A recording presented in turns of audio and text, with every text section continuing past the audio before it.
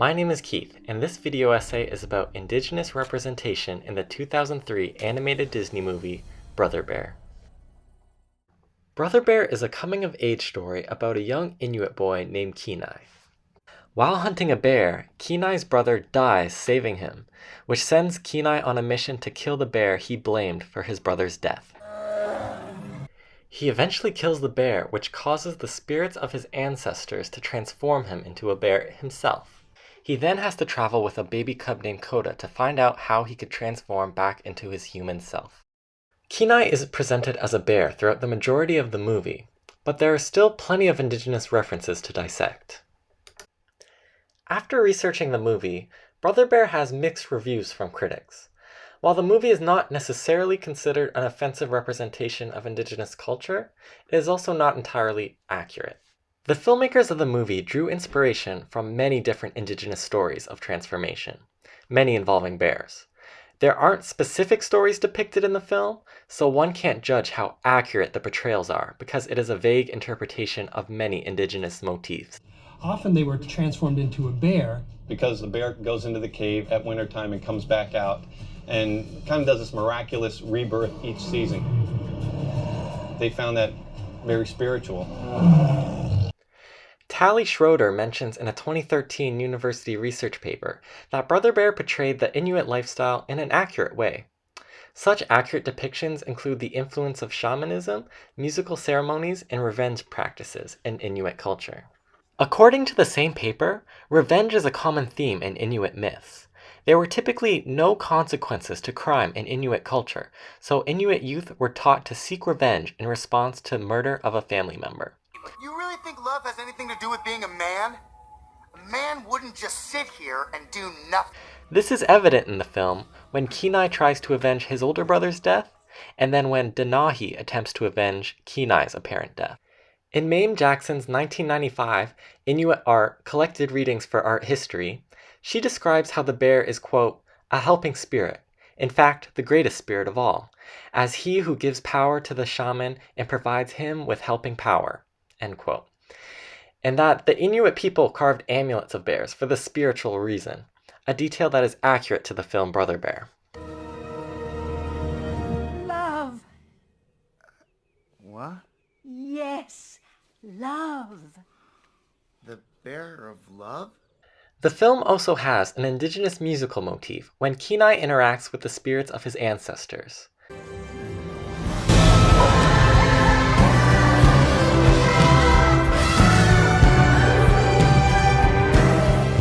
There's only one problem. The music is not indigenous at all, but only meant to sound indigenous by a Bulgarian woman's choir. A behind-the-scenes look reveals the filmmaker's motivations. What if I translate the song into Eskimo language, into Inuit, and then give that to the Bulgarian women? It just felt like the opportunity to bring the Bulgarian women's choir into the film.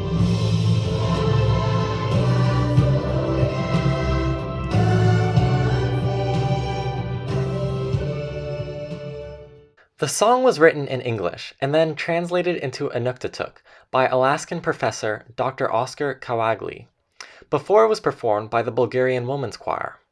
It is an interesting choice, especially when Inuit throat singing would have been just as powerful and more accurate to the culture.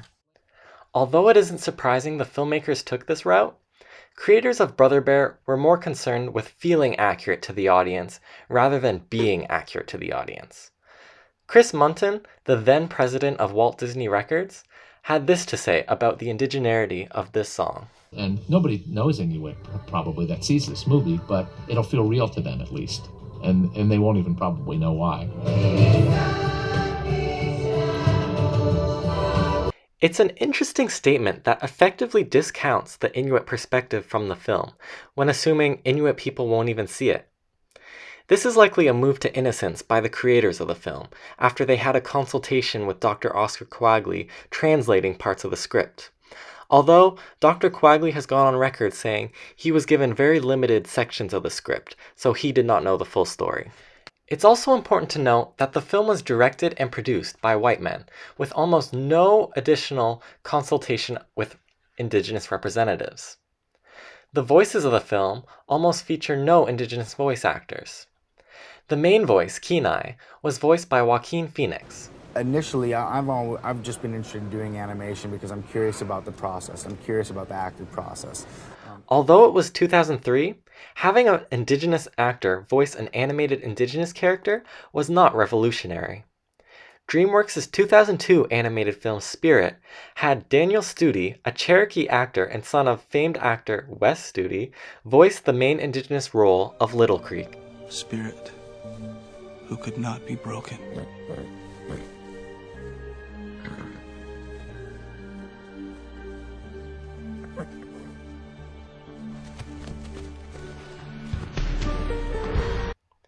Brother Bear did have an Inuit voiceover in Oscar Kawagli, who spoke some lines in Inuktitut and some in English.